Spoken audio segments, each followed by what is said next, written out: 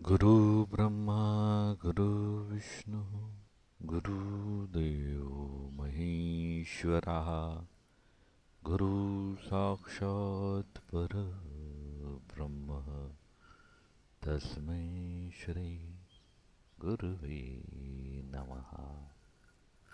धन्यवाद। मेरे सभी देवी देवताओं को बहुत बहुत प्रणाम। पिछले सत्संग में हमने यहाँ तक देखा था कि एक ईश्वर की सत्ता है और एक भगवान की सत्ता है। ये पिछले सत्संग का हमारा लास्ट थॉट था। वही थॉट अब ले लेते हैं। ईश्वर की सत्ता में क्या होता है? देखिए, अभी ये हम अध्यात्म के बारे में समझ रहे हैं, इसलिए यहाँ पर कोई भी कर्म योग नहीं चलेगा, भक्ति योग नहीं चलेगा, सांख्या योग नहीं चलेगा, अष्टांग योग नहीं चलेगा, तुम्हारा भक्ति पूजा पाठ कुछ नहीं चलेगा। यानी आप शरीर नहीं हो। ये अवस्था जब हो जाती है, यानी जिसको अष्टावक्र गीता में राजा जनक की अवस्था बताई है, वो अवस्था से अभी हम बात कर रहे हैं। अभी ये भगवत गीता वाली अवस्था नहीं रही जहाँ पे अर्जुन अपने आप को शरीर मानकर बैठा था। वो ज्ञान अभी बच्चों का हो गया। अब आप थोड़ा बड़ा हो जाइए। बड़े हो जाओगे तो क्या होगा? आप अष्टावक्र की नज़र से देखोगे और खुद को जनक जानोगे। तो वो अवस्था में हम अभी बात करते हैं।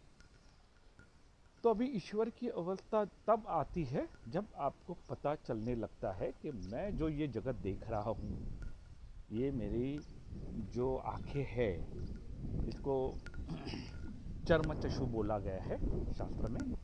चर्म चक्षु से जो भी मैं दुनिया देख रहा हूँ, वो दुनिया असल में नहीं है। असल में नहीं है यानी वो माया है। माया का मतलब है जो नहीं। अगर माया की तरंग यानी यानी शब्दों को हम व्याकरण या निरुक्त से देखेंगे तो माया का अर्थ होता है जो नहीं। तो जो नहीं है वो मुझे अपनी आंखों से दिख रहा है। तो कैसे दिख रहा है? क्योंकि मैंने ये शरीर धारण किया है। तो जब भी जीव ये शरीर को धारण करेगा, आपको सूर्य, चंद्र, तारे, झाड़, फूल सब दिखना शुरू हो जाएगा। लेकिन जब जीव ये शरीर को छोड़ देगा तो उसको ये जो आप अभी दिख रहे हो वो वैसा नहीं दिखेगा। वो एक अलग डायमेंशन हो जाएगा। उसको समझना पड़ेगा आपको। ठीक बात। तो जब भी ईश्वर ये शब्द आता है तो आप समझिए कि आपने अपने आप को जीव मान लिया है और ये जीव ये शरीर में बैठा हुआ है और सामने जो भी आपको दिखाई दे रहा है खुली आंखों से, वो माया है। जब भी ईश्वर आएगा, माया भी आएगी। समझ में आ गया? जब भी आप खुली आंखों से ये जगत को देखोगे तो जो दिखने वाला है वो माया हो जाएगी और जो देखने वाला है वो शरीर हो जाएगा और जो अनुभव कर रहा है वो ईश्वर हो जाएगा। आज हम यही सत्ता को जानेंगे। तो ये अगर शास्त्र में हम देखें तो इसको एक एक शब्द में मुझे बोलना है तो हम उसको उसी को बोलते हैं सत चित आनंद। सत चित आनंद। तो अब हम जो पहला शब्द है सत, सत का मतलब है सत्ता, जिसकी सत्ता है। तो यही अवस्था को भगवत गीता में जागृत अवस्था बोला गया है। योग में से जागृत अवस्था बोलते हैं। तो जागृत अवस्था में दोनों का हम अनुभव कर सकते हैं।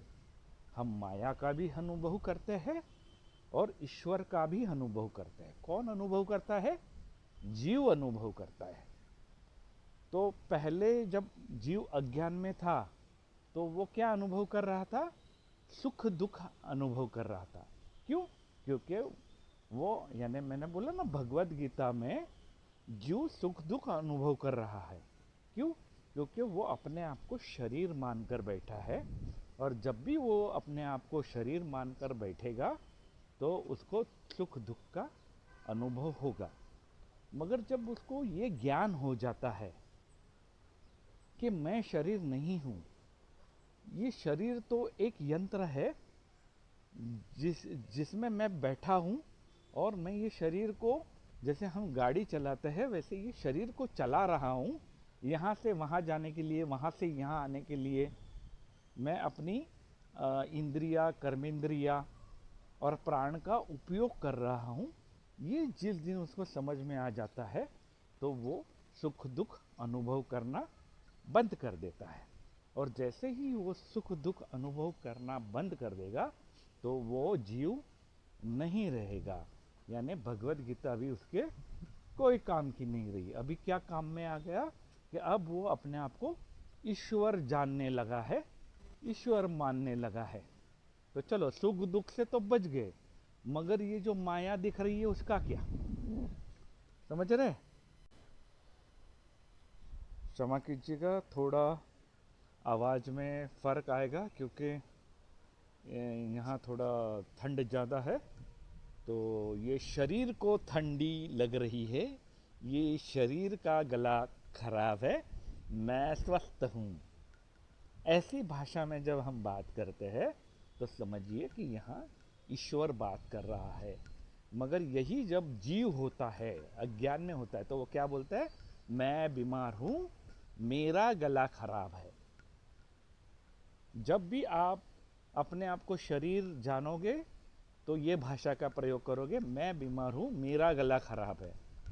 मगर जब अपने आप को जीव मानना बंद कर दिया, अपने आप को ईश्वर मानोगे, तो कैसा वाक्य होगा कि मेरा शरीर बीमार है, ये शरीर का गला खराब है।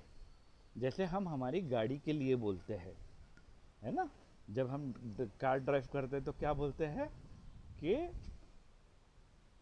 गाड़ी में पेट्रोल डालना पड़ेगा, गाड़ी को खरोच आ गई है।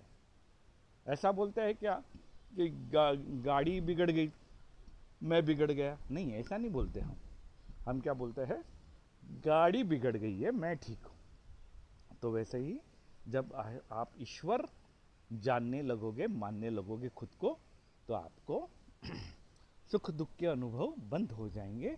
मगर ये जो माया दिख रही है उसका क्या करें? भले ही मैं जीव से तो बाहर आ गया, सुख दुख तो मेरे खत्म हो गए, मगर ये माया तो मुझे सता रही है ना। जागृत अवस्था में माया मुझे परेशान कर रही है। कैसे परेशान कर रही है? मेरे माँ बाप है, भाई बहन है, समाज है, आर्थिक परिस्थिति है, मानसिक परिस्थिति है, ये सारा तो मुझे परेशान कर ही रहा है जागृत अवस्था में। तो वैसे ही ईश्वर को अब ये अवस्था से बाहर आना है। तो ये ईश्वर अवस्था से कब बाहर आएगा? जब ये भी समझ लेगा कि ये माया कैसे बनी है।